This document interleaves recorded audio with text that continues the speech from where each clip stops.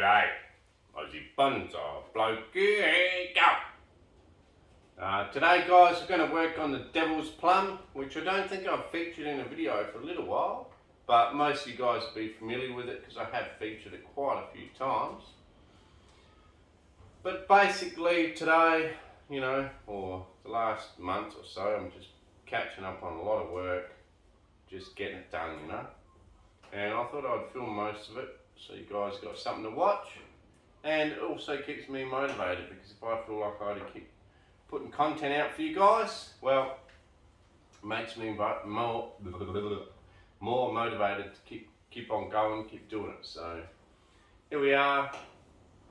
I call it the Devil's Plum because the face in the back looks like a devil's face flame type thing. It's starting to disappear over time, but it's still there, don't worry. Anyway, let's get to trimming it. So basically today, this video, we're just going to give it a bit of a trim.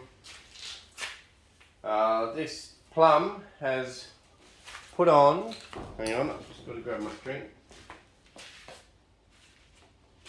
So this plum has actually put on 4 lots of growth. I believe this is its 1, 2, I think this is its 3rd trim, so it's actually only put on 3 lots of growth, but before it goes dormant in winter it'll be 4 lots. So 3 trims means 4 lots of growth, but this is its 3rd trim. Last trim was a full trim defoliation, the whole thing. I don't even remember whether or not I filmed it, I don't think I did. But yeah, really cool viewer, sent me some money for a pot because she couldn't stand this one being out of a pot, so that's how this one ended up in a pot. So that's really cool, beautiful pot. Anyway, so let's get to trimming it. So anything weak that hasn't grown, I'm just going to leave. I'm only going to cut back strong stuff. I'm not going to defoliate this thing. Okay, it's probably put on enough growth, and it did have some sort of weird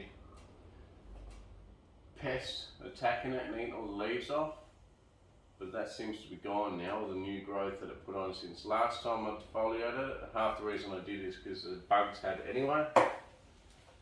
All the growth it seems to have put on since then is quite little, weaker growth, but looks super healthy. So basically, let's just get in here and chop anything back that needs chopping back. Really all I'm going to do today is chop back strong growth. Okay, so here's some weak growth, I'm going to leave that. Anything strong I'll cut back. What will happen then is it'll promote, hopefully, some of the weaker growth in here that didn't quite shoot out properly because of well, it was just too weak to shoot out, and the strong ones just bolted. So all these strong ones just bolted. If I don't go in there and cut back those little ones now, like this one, hopefully they'll put on a little bit more growth before winter. If not, I'm sure they'll be okay anyway, but it will hopefully help them shoot a bit. As far as how far I'm cutting them back pretty well to 1 internode, depending on where it is and where I want the growth to be, but 1 to 2 internodes per every spot that I'm cutting it. I mean, quite small internodes. The width of the internode is no more than my little finger, because as you start to get to a tree that's developed like this one has, this plum, you want to get smaller and smaller little branching or twigging on the outside of the tree. You don't want those big long coarse internodes anymore. You don't want really long ones, you want nice short ones. And this plum tree is actually really providing the goods, as far as it's not really producing any really long shoots anymore that have got no internodes. Internode length is actually really good, and there is plenty of opportunity to cut back to 1 to 3 internodes depending on where I want the growth. and the internode length is still really quite short. So yeah, this tree's grown super well once again. Every year this tree's just done so well. This is not one of my original trees. This is actually something that I planted in the ground well after I got into bonsai. So I reckon it only took 4 years in the ground to get this massive fat trunk, and that's not a joke. I'm not even joking. You'd think that's 10 years at least in the ground. Hell, if I wouldn't even hold it against someone if they told me that was a 70-year-old tree with this big trunk, hollowed bit out here, right hollow, right through, hollowed out from the top. If someone told me it was 70 years old, been trained for 70 years, I'd probably still believe them. But no joke, I had it in the ground for 4 years, dug it up the year before I moved house into the halfway house. So I've been in the new house 3 years, halfway house 1 year. So, and 1 year before I moved out, so that's 5 years, and 4 in the ground is 9 years. This thing is 9 years old. 9 years old from a whip like that. That's how I bought it 9 years ago. This tree looked like that. Just goes to show you, one, if you get the right species, and two, if you put them in the ground. I mean, you know, I don't want to be one of those guys on the forum that tell everyone to put stuff in the ground. But if you've got the space to put something in the ground, you really, really should, because what I did is I planted 20 or 30 trees in the ground. That's why most of them I say, oh yeah, it's 8 to 12 years old, because I went through about a 4-year period there where I just planted a heap of stuff in the ground at my old house and let it grow and fatten up, and then dug it out. Most of it I dug it out when I was leaving that house because I didn't want to lose it. But I tell you what, I wished I could go back to that house now, because there was a lot of stuff that I left behind because I didn't want to just dig it all out. Well, some of it wasn't ready. Some of it I didn't want to dig out and then have big bare patches for the new people that bought our property. You know, that'd be pretty rude as well.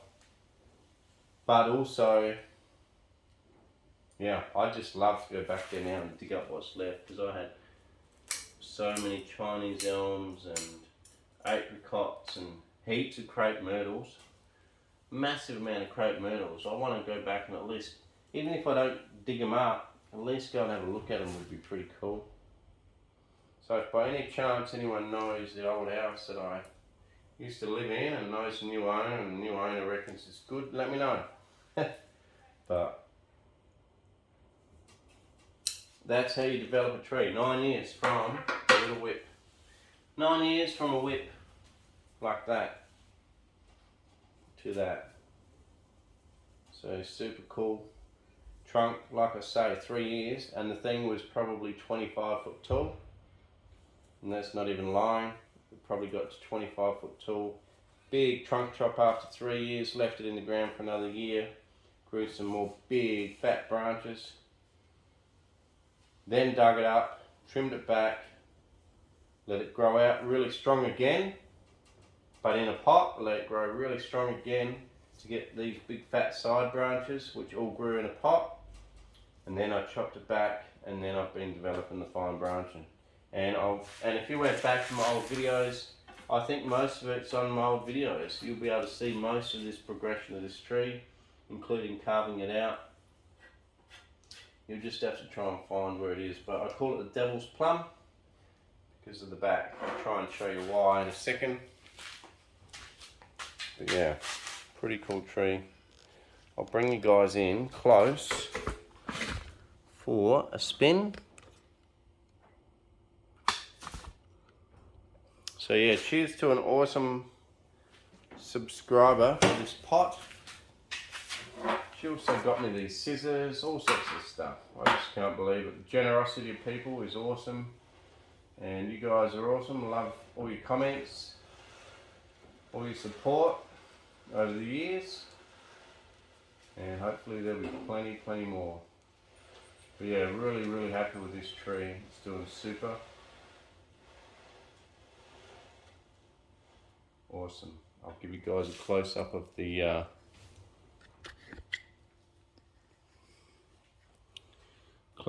trunk. Look how fat that thing is. Heads up into all the branching. It really does look like a cool old tree in the paddock, you know. It's really starting to come along, and I did some carving in here. Right through the whole trunk. You can see how it's naturally aged over time and created these little marks and stuff in there. Really nice root base down here. Hole in the trunk there. It's an old root that was cut off. Some really old nice roots there. And then it was carved out at the top in here. Hope you guys can see that. And this is why I call it the devil's plum. Because in here you can see up here is like the top of the ears or the face, and up here as well. So here's one top of the face, here's the other. Then you got the face in there, the middle one there, and you can imagine it all burning up. These two ears up here. Not quite as, you know, pronounced as it used to be, but I still call it the devil's plum anyway. If you go back to an original video, it does look pretty much like it. You can see the callousing in of branches in here as it's growing. Pretty cool. Very cool indeed, this tree. Really cool. Super happy with its progress. For a 9-year-old tree, I tell you what, you can't ask much more out of a tree. Just loving it. So anyway, thanks for watching Aussie Bonsai Bloke. Please like, share, subscribe, tell your mates about the channel, and I'll catch you next time. Cheers. Thanks very much for all your support, guys, and keep the comments rolling.